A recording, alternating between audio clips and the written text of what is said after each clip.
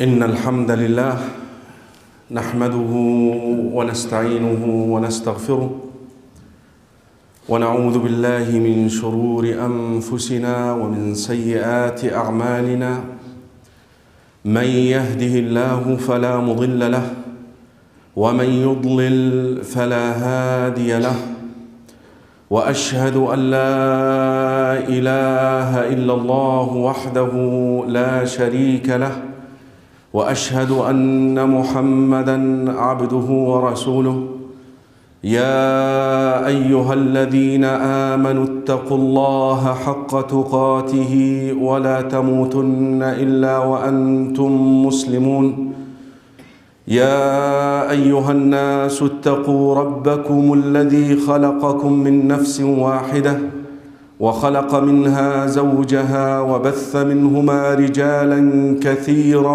ونساء واتقوا الله الذي تساءلون به والأرحام إن الله كان عليكم رقيبا يا أيها الذين آمنوا اتقوا الله وقولوا قولا سديدا يصلح لكم أعمالكم ويغفر لكم ذنوبكم ومن يطع الله ورسوله فقد فاز فوزا عظيما أما بعد فإن أصدق الحديث كتاب الله وخير الهدي هدي محمد صلى الله عليه وآله وسلم وشر الأمور محدثاتها وكل محدثة بدعة وكل بدعة ضلالة وكل ضلالة في النار. Brothers and sisters in Islam, when a year ends and a new one begins, a Muslim, a believer, must stop and assess his journey back to Allah subhanahu wa ta'ala. Today is the second day of Shahrullah al-Muharram, and it is the second day of the new Hijri year, the year 1434 after Hijrah.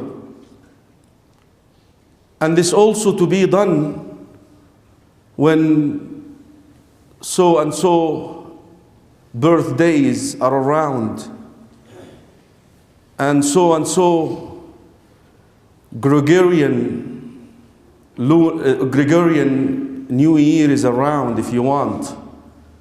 This is what a Muslim should do. لأنه بانقضاء هذا العام اقتربت إلى الوصول.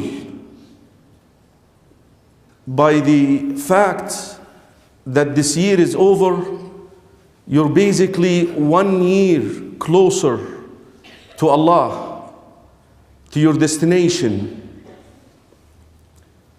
Imam Ali ibn Abi Talib, Sayyidina Ali, Amir al-Mu'mineen, radiyallahu anhu, expressed this in a very beautiful, eloquent way, and he said, ألا إن الدنيا قد ارتحلت مدبرة وألا إن الآخرة قد ارتحلت مقبلة. Indeed, this world is going away, is coming to an end. And every year, every month, every day, every hour brings you nearer to your end. And indeed, your akhirah already is traveling towards you. So when you're traveling, you're leaving the dunya behind and you're approaching al-akhirah. That is what he needed to say. That is what he meant to say. Fudayl ibn Iyad, one of our righteous predecessors, he met a man فسأله he asked him this question, كم عمرك? How old are you? He said 60 سنة أو 60 عاما, 60 years. He said to him, منذ 60 عاما وأنت مسافر إلى ربك وقد أوشكت على الوصول. Since 60 years you've been traveling to Allah and you're about to arrive. رجل بكى, ما العمل يا أبا علي? What should I do يا أبا علي? فقال له, he said to him, أحسن فيما بقي من عمرك يغفر لك الله ما مضى. Strive, do your best to do better with what is left of your life.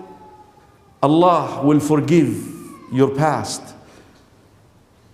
Brothers and sisters in Islam, having a long life unrestricted is not praiseworthy. Living a lot of years just like that is not good. Unrestricted. Here is the hadith which explains that. Abdullah ibn Bisr radiyallahu anhu, والحديث في سنن الترمذي وقال عنه صحيح. سئل النبي, the Prophet sallallahu alayhi wasallam, was asked about, Ya Rasulullah, man khayrun nas, who are the best of people? Sallallahu alayhi wasallam says, man tala umruh wa hasuna amaluh. The one who lives long life, but with one condition: he does act righteously. وسئل, and he was asked sallallahu alayhi wasallam عن شر الناس, the worst of people. قال صلى الله عليه وسلم من طال عمره وساء عمله. The one whom Allah subhanahu wa ta'ala gives a long life, but he's always acting evil. That is why, ya ikhwah, the Nabi sallallahu alayhi wasallam used to make that dua كما عند مسلم من حديث أبي هريرة رضي الله عنه واجعل الحياة زيادة لي في كل خير. Oh Allah, if you make me live, make it an increase for me of goodness, a provision. واجعل الموت راحة لي من كل شر. And if I am not to gain goodness, good things, good deeds in my life to come, then give me a break with death. ودعا النبي صلى الله عليه وسلم كما عند النسائي في السنن بسند صحيح من حديث عمار بن ياسر رضي الله عنه. يقول عمار says, الرسول صلى الله عليه وسلم always used to make this dua: اللهم بعلمك الغيب وبقدرتك على الخلق أحيني ما علمت الحياة خيرا لي وتوفني إذا علمت الوفاة خيرا لي. Oh Allah, I call upon you by your knowledge of the unseen. تستطيع أن تتوسل لله بأسمائه وصفاته, and your ability over your creation to make me live. If life is good for me, take me. If death is good for me. Ya ikhwah, having a long life becomes a hujjah against you. when you live a lot of years, if Allah gives you a lot of years, it becomes an evidence against you. The disbelievers in the hellfire, they would cry loud. وهم يصطرخون فيها ربنا أخرجنا نعمل غير الذي كنا نعمل صالحا غير الذي كنا نعمل. Oh Allah, take us of the hellfire, bring us back to life so we can do much better than what we used to do. Look how Allah answers them. أَوَلَمْ نُعَمِّرْكُمْ. Haven't we given you the chance in this world? مَا يَتَذَكَّرُ فِيهِ مَنْ تَذَكَّرُ وَجَاءَكُمُ النَّذِيرُ. And we sent you warners. Ibn Abbas, ya ikhwa, and Qatada and others, they said warners, gray hair, shape. Somebody lives until he see gray hair in his body. Shape هذا, the gray hair is a sign that you're hitting the deep end here. قالوا الشيب, another explanation of النذير, the death of beloved ones around you. Here you are, you're living, you're growing old, and al-ahibbah, family members, beloved ones, they fall down one after another. Every day you're taking someone to the grave, to the cemetery. الإمام البخاري لما جاءه خبر موت شيخه الإمام الدارمي, he said this: إن عشت تفجع بالأحبة كلهم وذهاب نفسك لا أب لك أفجع. If you live long life, you suffer. How? All your beloved ones, family members are dying, and you grieve over and over and over again. The third meaning of النذير, قال ابن عباس الستون سنة, that you live until you reach the age 60. Why يا إخوة the age 60 in particular? لأن النبي صلى الله عليه وسلم كما عند الترمذي يقول, he says أعمار أمتي بين الستين والسبعين. The overwhelming majority of my followers will get to live between 60 and 70. وقليل منهم من يجاوز ذلك. Some will cross, some will live longer, and some of course will die before, but the overwhelming, the average Muslim, 60. That is why Ibn Abbas explained the Nadir to be 60. You know, when you hit 60, that means any time now. ويفسر هذا قول النبي حديث أبي هريرة كما عند البخاري في كتاب الرقاق قال صلى الله عليه وسلم أعذر الله إلى امرئ أطال عمره حتى بلغ 60 سنة. Allah subhanahu wa ta'ala has given enough excuses to a man or a woman whom he prolonged his life to live until the age of 60.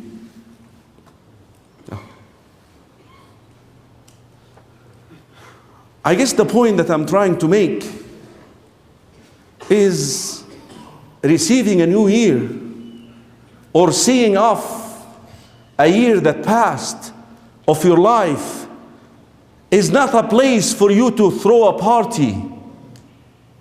It's not a place for you to even ask Sheikh, is celebrating birthdays allowed in Islam or not? And I receive these questions, we receive these questions over and over and over again. And you know who ask it? Our youth, our children. Of course it is not. And I'm not here to nag about that. But if you really reason, if you really reflect upon what I just said, you should not even be asking that question. What are you celebrating? Losing 1 year of your capital, of your asset? Your asset, your capital is time. Is time. The years that you have. You're supposed to utilize these years to inherit another everlasting life. The fact that you lost a year of that capital, you're celebrating it. But here is an analogy. When you lose $1 million, do you throw a party? Do you? You lost a year. ولذلك our righteous predecessor says, الإنسان ساعات. Al-insan is sets of hours, some hours. إذا مضى ساعة بقي بعض الساعات. When an hour goes away, finishes, you still have some hours left over. Brothers and sisters in Islam, when a year passes or ends and another one comes, this is a time, like I said at the very beginning of my khutbah, to reassess the journey. How is it going? This is the time to do something called muhasabatun nafs, calling yourself to account. What did I do with my past? And what I'm about to do with my coming years? And this is something that cannot happen in the midst of a birthday party. No, this is something that you have. That is why another word for this is soul searching. Soul searching. Critiquing yourself. You don't do this when, happy birthday to you. You don't do this when you have, some Muslims have liquors around, have mixing around. You don't do that. This is something that is very, very personal. Inshallah, in the moments to come, I would like to explain the term muhasabatun nafs.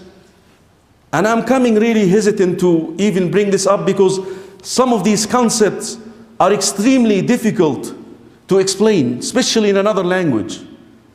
But I will do my best, hoping that my brothers will do that, will call themselves to account. First of all, muhasabatun nafs. Muhasabah means calling to account, reckoning. Nafs is nafs. First of all, is it something that we should do? And what is the evidence? Let's establish that first. The evidence in Surah Al-Hashr.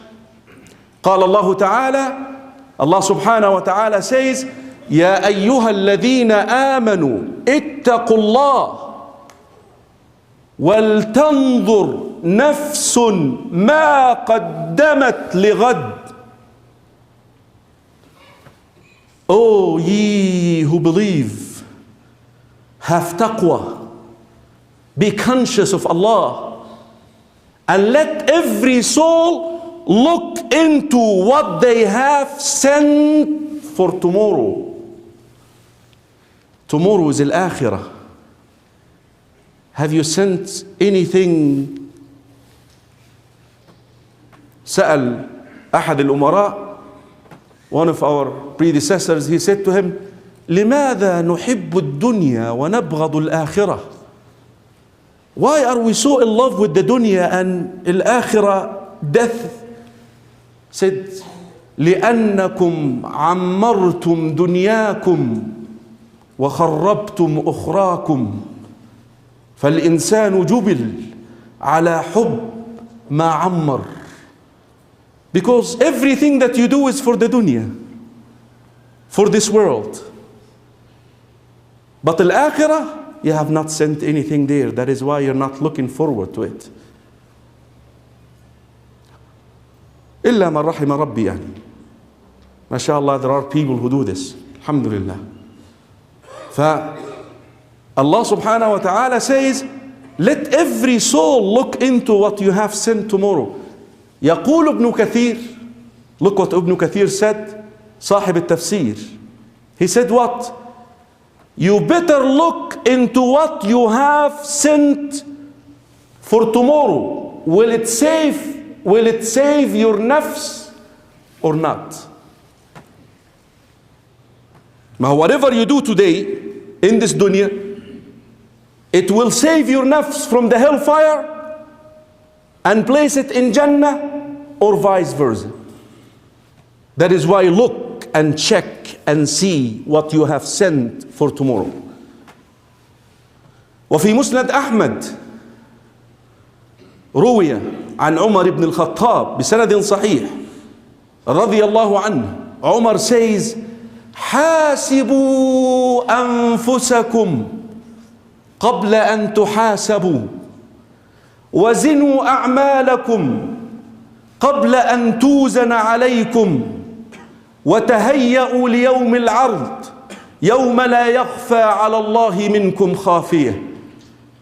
Call yourselves to account before you are called to account. You will be called. وقفوهم إنهم مسؤولون.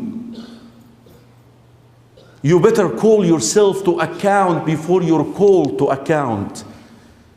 And place what you have done in the scale and see if it will have any weight or not, any weight or not. Brothers and sisters in Islam, محاسبة النفس, 2 words. النفس. Do you know anything about your nafs? Your soul? Have you ever went in a quest to study about your nafs? Hear this. النفس في أصل خلقتها ظلومة جهولة.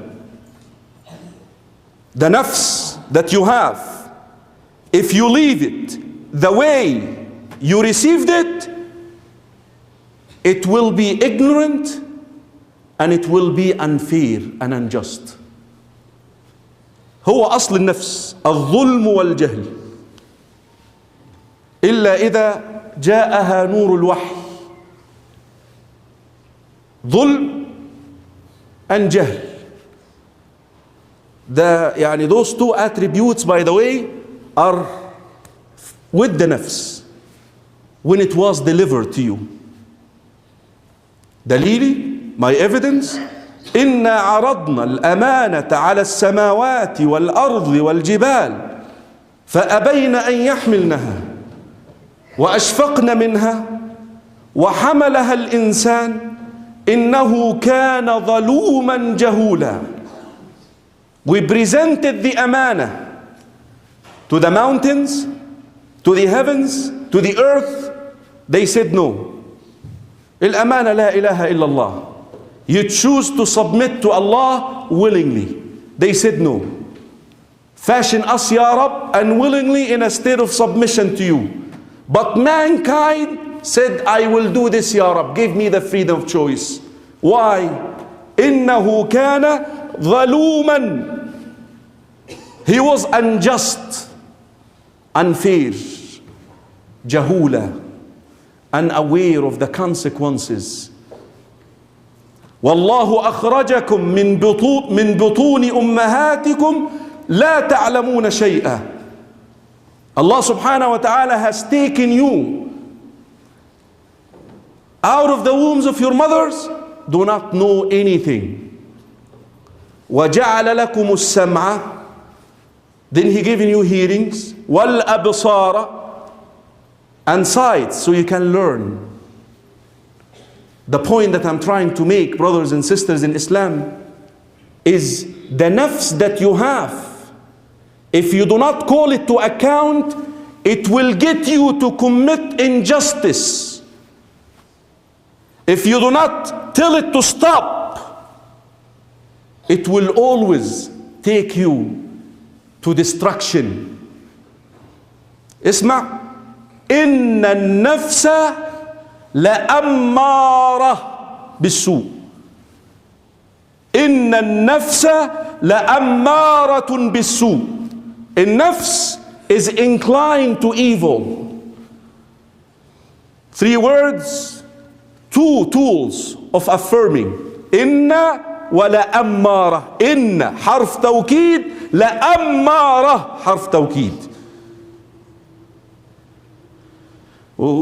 هذا الشاعر يقول يا إخوة, listen what he says, والظلم من شيم النفوس فإن ترى ذا عفة فلعلة لا يظلم.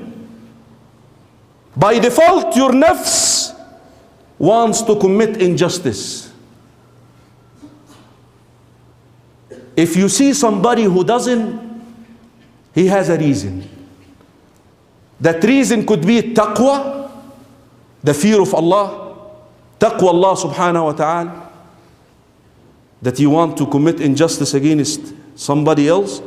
Astaghfirullah, no, I'm not going to do this because I fear Allah subhanahu wa ta'ala. Nur al-wahy, al-wahy, the knowledge. The knowledge tells you this is haram. That is why I'm telling you, if you leave your nafs the way it is without knowledge, it will take you to ruin, to destruction. That is why you need the nafs to learn what is lawful and what is not lawful. And based on that, you can tell your nafs, you done haram. This is good, this is bad. Other people stay away from injustice because fear of law, or because of hypocrisy. They just want some benefit. But in general, brothers and sisters in Islam, your nafs, if you leave it the way it was fashioned, the way it was delivered to you, without teaching it the knowledge of the religion, the divine, the sunnah of the Prophet sallallahu alaihi wasallam, it will never know what is good for it and what is bad for it, and it will take you to ruin. Brothers and sisters in Islam, some of the people was walking in the desert, just to make sure that you understand this meaning. And he saw a sanctuary, and he called upon the person inside it. And here is what he said: أيها العابد, أيها الناسك, O worshipper, O righteous person, answer me. He would not answer him. Then he kept calling upon him using other names over and over. So the man came out of his sanctuary and he said to him, what do you want? So the person said, I've been calling you. Said, you have not been calling you with my name. You called me a worshipper. You called me a righteous person. I'm not. أنا كلب عقور. My nafs is a crazy dog, and I'm jailing it inside that sanctuary in order not to attack other people. This is how far your nafs can be, and that is why you need to call it to account. You need to reassess what your nafs is doing. الكيس من دان نفسه وعمل لما بعد الموت. The smart believer is the one who calls himself to account and asks his nafs, why did you do this? But the other person, the loser, is the one who goes with his nafs. Let's have this. Let's do this. And then in the day of resurrection, ruin and hellfire. أقول قولي هذا وأستغفر الله لي ولكم.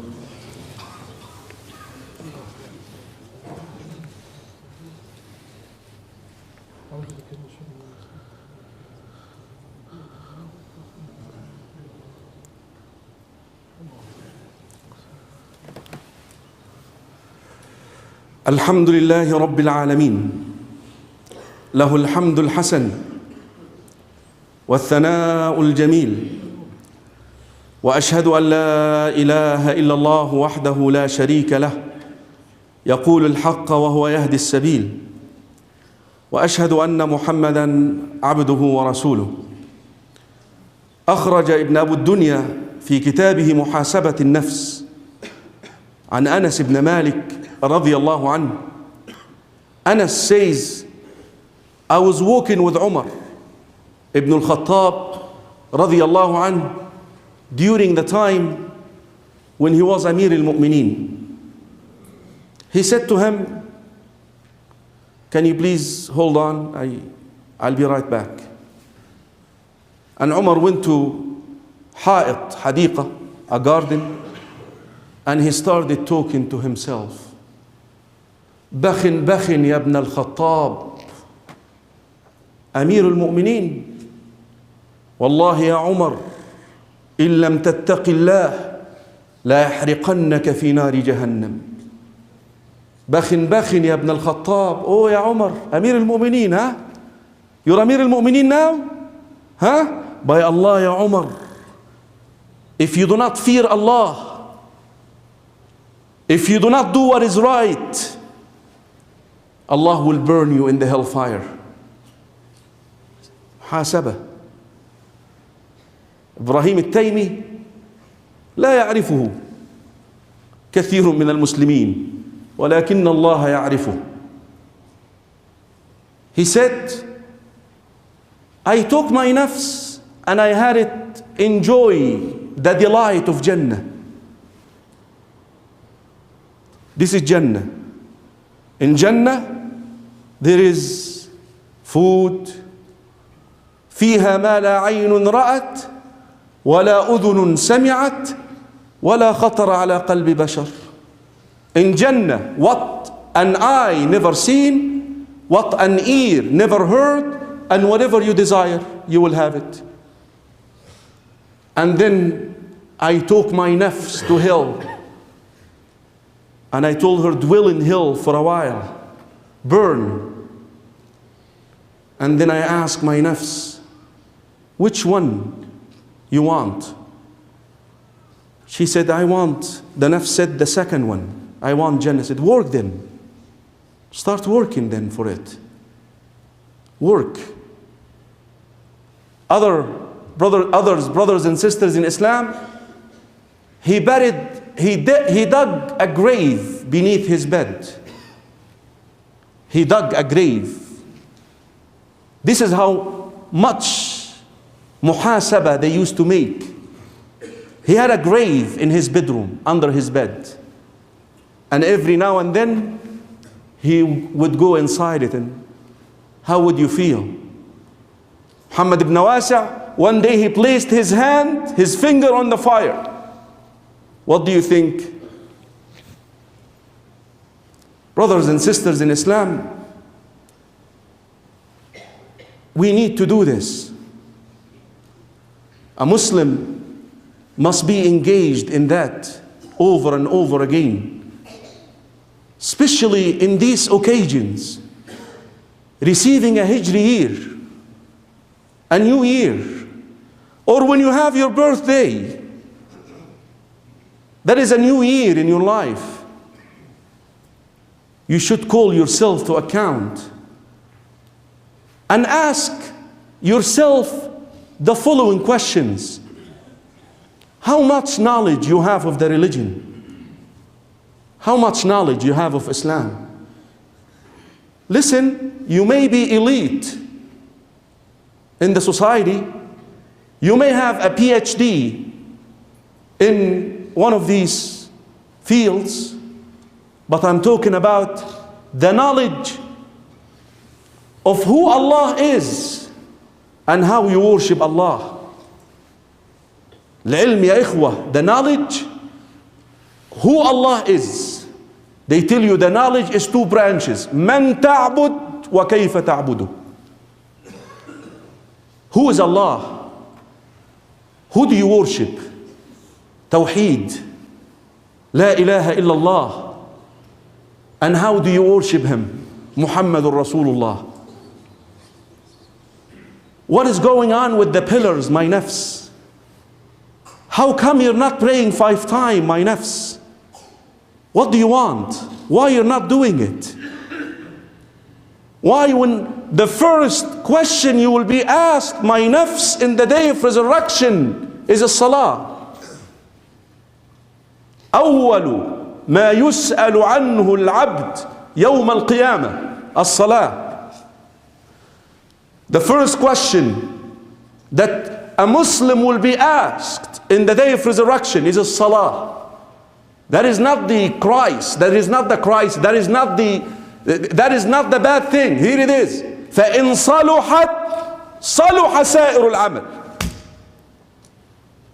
If the salah is valid, then Allah subhanahu wa ta'ala will accept your zakah, your sadaqah, joining good, forbidding evil, helping the community, all of this, as if the salah is the notarization for the rest of the deeds. And instead of throwing a party and having a birthday party, ask your nafs, how come you have not praying 5 times? How come? Do you pray on time, my nafs? إن الصلاة كانت على المؤمنين كتابا موقوتا, my nafs. Salah is to be observed in its time, my nafs. Why you're not praying on time, my nafs? Why do you plan the salah when it is the most important thing around your schedule? Meanwhile, you should plan your schedule around your salah. When you wake up in the morning, today at 12, I'm going to be in that place. That is dhuhr time. How I'm going to pray dhuhr? What is the closest masjid? Where? I need to make wudu. Where I'm going to go to make wudu? If I have an issue with touching the ground with my forehead, I'll take a prayer rug with me. Plan the salah. No. A Muslim now, well, I'm busy. I'm driving. Some of them at work. He shies away. A lot of Muslims, they shy away at work. You know why? Because he doesn't want to upset his boss. His boss, when he sees him praying, he's going to find out that he's a Muslim. My boss, I'm going to please you at the expense of Allah. من أرضى الناس بسخط الله أسخط الله عليه الناس. That boss will fire you one day based on that hadith. If you make somebody happy at the expense of Allah, Allah will turn that person against you. He will fire you.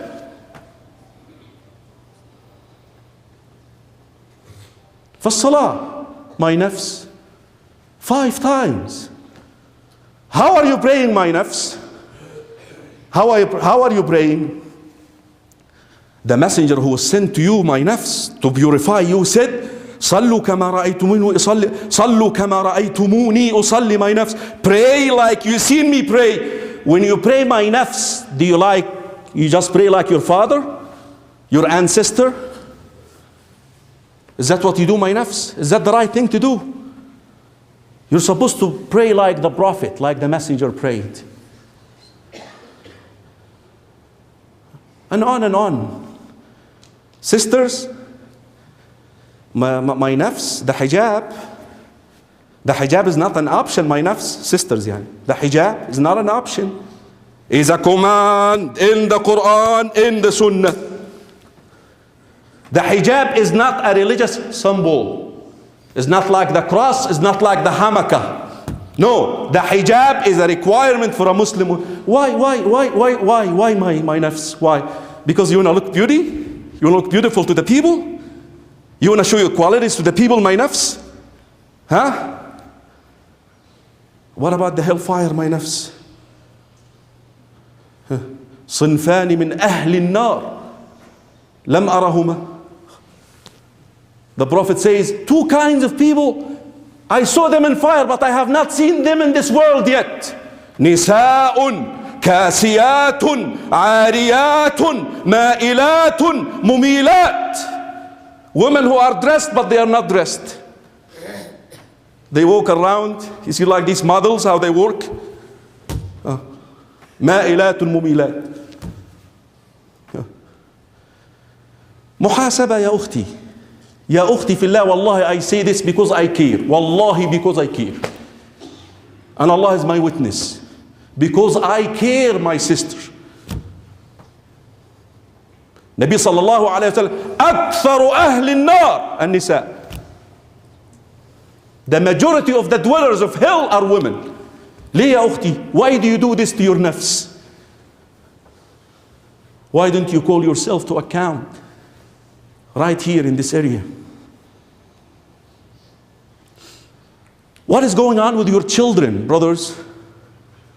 What is going on? Are you keeping their fitrah? Allah giving you children. He deprived others of children. Are you maintaining that fitrah? قال صلى الله عليه وسلم كل مولود يولد على الفطرة فأبواه. What are you doing with your children? We're having issues here when your children come to the masjid. They're breaking everything. The other day my brother had a function with non-Muslims. We could not control the children running around. And those are non-Muslims. Then they would come play with the microphone. And why don't you take on the responsibility of bringing up your children, teaching them the behaviors? ما هو هذا الأطفال نعمة. لله ملك السماوات والأرض يخلق ما يشاء يهب لمن يشاء إناثا ويهب لمن يشاء الذكور. يهب, هبة من الله, هبة, gift from Allah. What are you doing with it?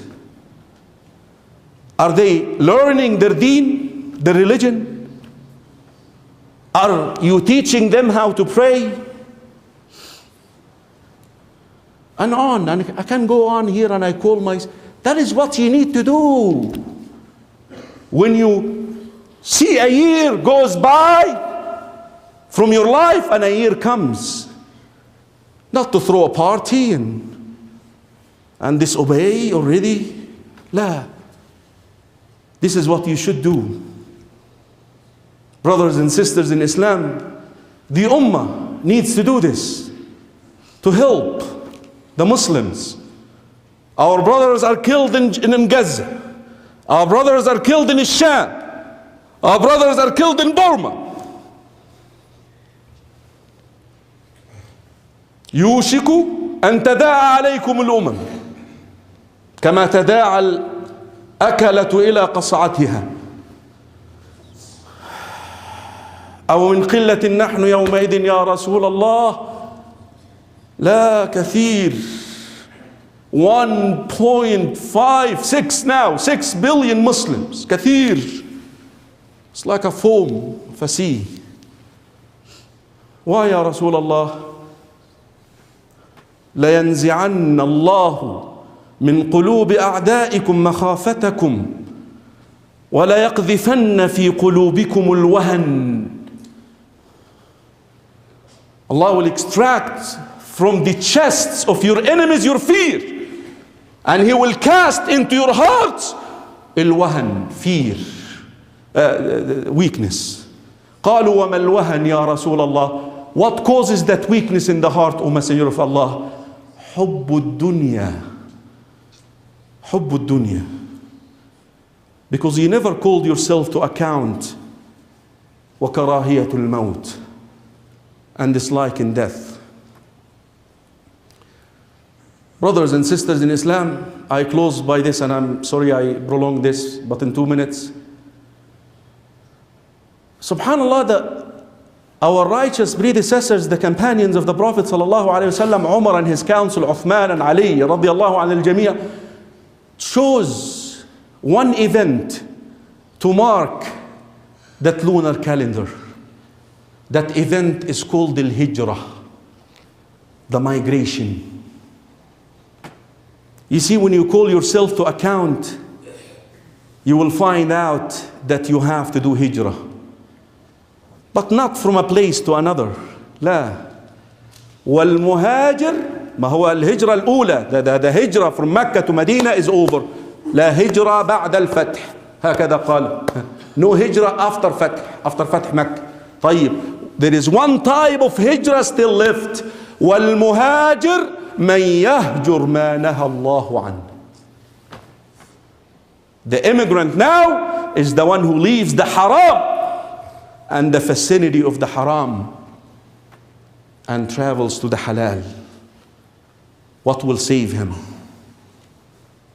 You see, when you call yourself to account, then this is what you need to do. You start traveling. Even if you figure out that you have done so much. A man killed 100 souls, but he did hijrah, and he ended up in Jannah. But start here. Intend. يا أيها الذين آمنوا اتقوا الله ولتنظر نفس ما قدمت لغد واتقوا الله إن الله خبير بما تعملون. اللهم اغفر لنا ذنوبنا إسرافنا في أمرنا ثبت أقدامنا وانصرنا على القوم الكافرين. اللهم انصر الإسلام وأعز المسلمين. اللهم انصر الإسلام وأعز المسلمين. اللهم انصر إخواننا المستضعفين في كل مكان. اللهم انصر إخواننا المستضعفين في كل مكان. اللهم انصر إخواننا المستضعفين في غزة وفي بلاد الشام وفي بلاد بورما يا رب العالمين. اللهم كن لهم عونا ويدا ونصيرا على من عاداهم. اللهم أرنا الحق حقا وارزقنا اتباعه، أرنا الباطل باطلا وارزقنا اجتنابه. اللهم إنا نعوذ بك من شرور أنفسنا ومن سيئات أعمالنا. أقول ما تسمعون وأستغفر الله لي ولكم.